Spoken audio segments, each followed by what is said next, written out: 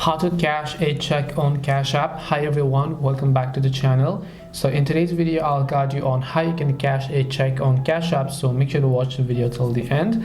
In order to cash a check on Cash App, now some people might have option available while some people may not. So all I want you to do first of all is just make sure you've updated the Cash App to the latest version. You can open up your Play Store or your App Store, search for Cash App, and then check if you're using the latest version.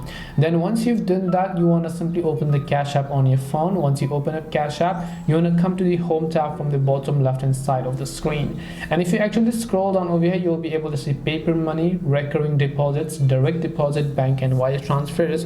So if in this list of options you have the option called checks, it means that you can deposit a check on Cash App. But if you do not have the option called check, it means that you're still not eligible to be able to deposit checks on Cash App.